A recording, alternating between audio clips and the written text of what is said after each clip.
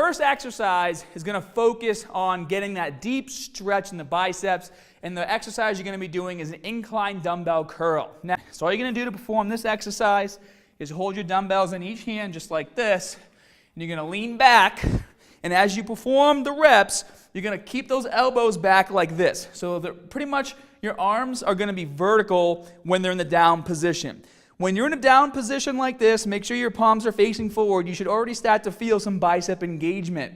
If you're down like this is wrong. Palms facing forward. As soon as you're in position, you're going to come all the way up like this. Again, pulling those elbows back, coming up as high as you can, controlling on the way down, and complete all your repetitions using form just like this. All right? All the way down, all the way up. And again, go as heavy as you can for proper form. If you can't do all the reps, maybe you're going a little too heavy. Remember, we're not so worried about weight right now. We're trying to go for volume and focus on that mind-muscle connection. So as you go down, on the way up, really squeeze those biceps and control on the way down. Exercise number 2 is going to be a spider curl. So to perform a spider curl, what you guys are going to do is 8 to 10 repetitions. Once again, making sure your arms are pretty much vertical from the start, and then come all the way up like this, squeezing your biceps as hard as you can, pausing for a second at the top, get that nice flex in, and then control on the way down. Now you want to make sure that as you do this movement, you don't come up like this and then do that and have your elbows drop backwards. It's almost like once your arms are vertical like this, you're going to keep them in that fixed position, and they're going to stay there throughout every single repetition. Now, you guys should note that this is a very intense exercise, and you're going to have to probably use less weight than you would if you were doing a normal bicep curl, okay? Not just because you're focusing on mind-muscle connection, but because it is a harder movement to do. Guys, so the third and final exercise for your tricep is going to be a straight bar barbell curl, and this is going to focus on the overload. The goal here is to lift as much weight as you possibly can for 8 to 10 repetitions. Now, I will say that if you do not have access to barbells and you want to use dumbbells throughout the entire workout, that is totally fine. Just make sure when you're doing the curl, you keep your palms facing forward the entire time while using those dumbbells as well, okay? But if you do have access to a barbell, I recommend using that because you'll be able to do a lot more weight, all right? So proper form here, guys. And remember, this is the overload. So for those 8 to 10 repetitions, you're trying to use as much weight as possible. So stand just like this, keep your glutes tight, flex your core, bring the weight all the way up like this. Make sure those elbows stay in front of your hips just like that. And as you go down, make sure you don't do this, okay? That is going to completely get rid of the negative, which is where you break down the most muscle tissue for regrowth. And you want to maximize every second you can in that negative. So what you're going to do is do your curl like this. Keep your elbows in a fixed position, and it's almost like the barbell is coming down away from your body, okay? So, really quick, the wrong way is like this. The correct way is sitting like that, and then bringing the barbell away from your body. Now, I will say, if you guys would like to utilize some cheat reps when doing this, because it is the overload, and we're focusing on more mind-muscle connection, and doing both good repetitions on the positive and negative for the first 2 exercises. If you want to say do 4 reps with as much weight as you can, using proper form, coming all the way up and coming all the way down, and then you start to get tired by maybe your 4th repetition, you can use some cheat reps by tossing it up, repositioning yourself, flexing your core, flexing your glutes, and control the negative for the last few repetitions, okay? So I don't want you guys doing cheat reps on every single rep for this movement, but for at least half of the reps, do them properly, and then for the other half, overload as much as you can and use a bit of cheating to help you really focus on lifting as much weight as possible throughout that negative portion of the movement.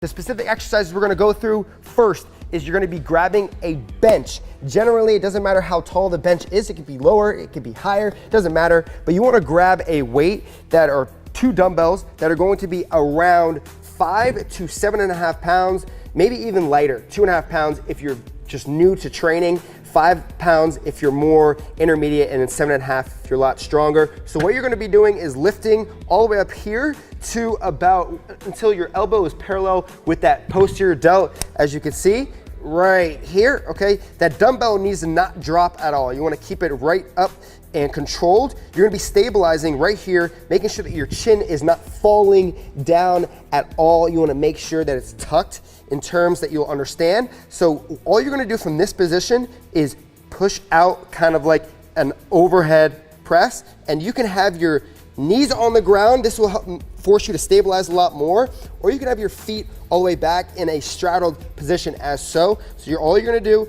is push out, stabilize, and come back in. After that, you can go to a different exercise. I'm gonna show you right here. We're gonna go into single arm overhead press. We're gonna go a little bit lighter. We're gonna go with 50 pounds, okay? Here, you wanna make sure that you're not too far externally rotated and not too far internally rotated, okay? Right around, right in between those two, okay? And you're gonna be laying this dumbbell on the shoulder, and you're going to be pushing above your head. Don't move your head forward as so.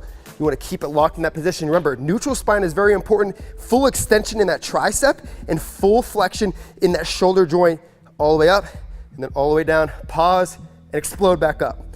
So we remember, Superman supersets. You wanna be explosive, strength filled. So power, okay? And then you're gonna obviously go to the next arm and do the same exact thing, making sure you're completely controlled. Don't do any of this with your hips. You don't want to have no full extension in your hips. You really want to make sure your glutes are tight, your core is tight. That's what's very, very important about this exercise. And obviously, full flexion above the head as so. Another exercise you could be doing. This one's extremely, extremely tough. You can actually be using a kettlebell. You can also use a dumbbell if you would like to. Going on the side of, bring the dumbbell or the kettlebell on the side of your body, opening up your hips, making sure you're fully extended, okay? One knee is gonna be on the ground. The other foot is going to be out to the side. Make sure that knee is completely straight, as you can see, okay? Without having to put your head forward or turn all the way with your neck, go ahead and just stabilize in that position. Don't go out of whack with that neck. Remember, neutral spine is extremely important. And all you're gonna do is come down and right back up above the head, as so. This will be working on rotation and stabilizing in that position. Remember, stabilization is extremely important, especially alongside your core. Here, okay? This is the third exercise. We have one more to go. Making sure you're staying tight, really squeezing those glutes and tightening that core. So we're gonna come on the ground. It's more of a body weight movement. So I showed you 3 different weighted movements. There is one body weight movement that I wanna make sure you're doing, actually 2, and we'll get to that in just a second. But you're gonna be just right outside of shoulder width apart, okay? You're gonna be in a regular push-up position, hollow back. You don't want to have any type of extension in that lumbar spine, making sure you're tightening that core, squeezing those glutes, and you're just gonna come forward, opening up those palms just a tad bit, and as you're all the way forward, now you're gonna be coming down, keeping those elbows pretty tucked into your sides and all the way back up. So as you can see, I'm very, very forward here, and I'm coming all the way down, all the way up. These are extremely, extremely hard to complete, especially in a superset. You can also do overhead press or with a bodyweight movement as so, coming to the top of your head.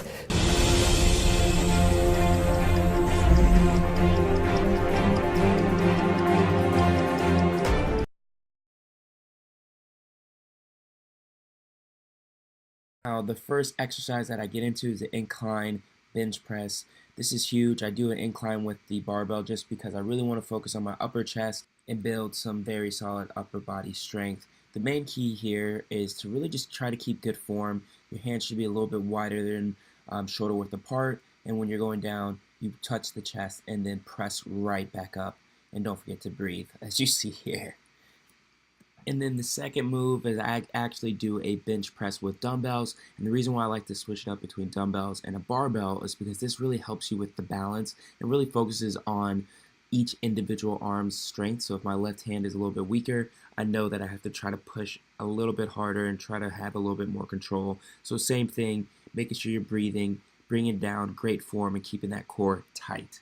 And then the last exercise that's really great for the chest are dumbbell flies. Again, at an incline, really working on the upper body strength, keeping my elbows a little bit bent, and when they come back together, it almost kind of makes an oval shape.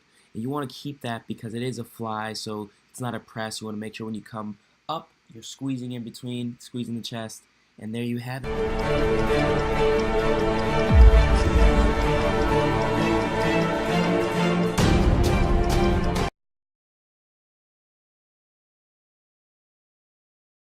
So you're gonna go nice and slow on the concentric contraction, bring it down, squeezing the triceps on the way down, pushing, and then when you let it up for the negative, go nice and slow so that way those triceps are controlling the motion on the way up as well. So you come down, nice and slow, up nice and slow, just like that. So it's gonna be almost the same as biceps being a flexion of the elbow joint. This is just an exact same opposite motion. Is gonna be the extension. So with that being said, we're moving on to the first tip, which is gonna be range of motion.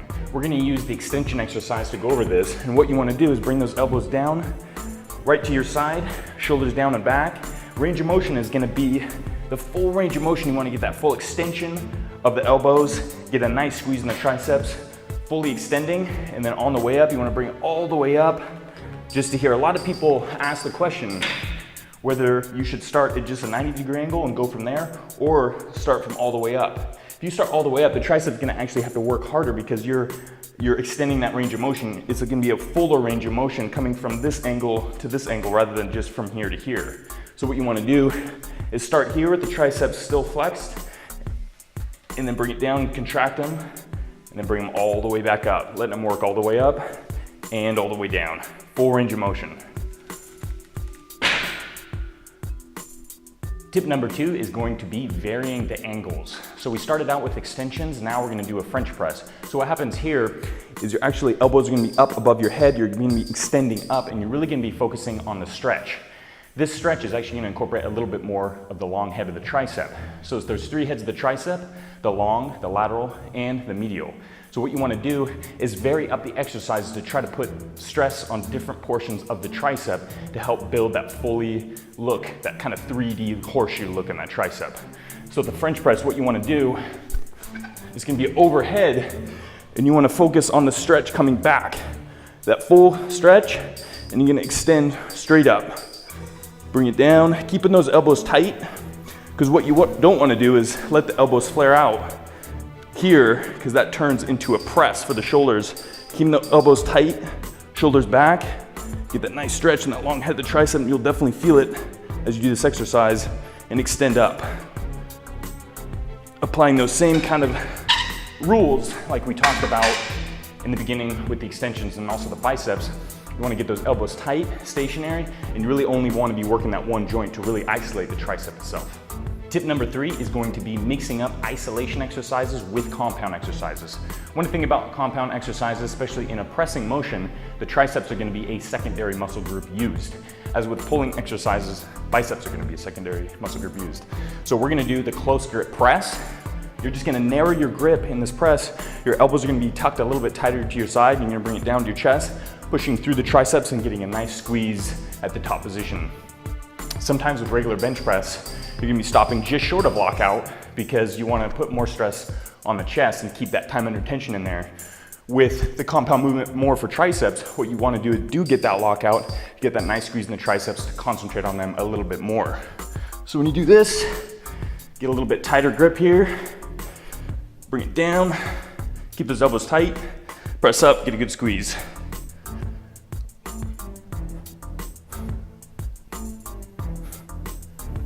Keeping those shoulders back. Nice squeeze in the triceps at the top. So with compound exercises like this, the chest is still going to be used, but you're putting a lot more weight on the triceps than it normally can in an isolation exercise. So let's say you're benching 225, getting close grip press, that's a lot of load on those triceps. It's gonna help them build them bigger and stronger, get that nice full look to them.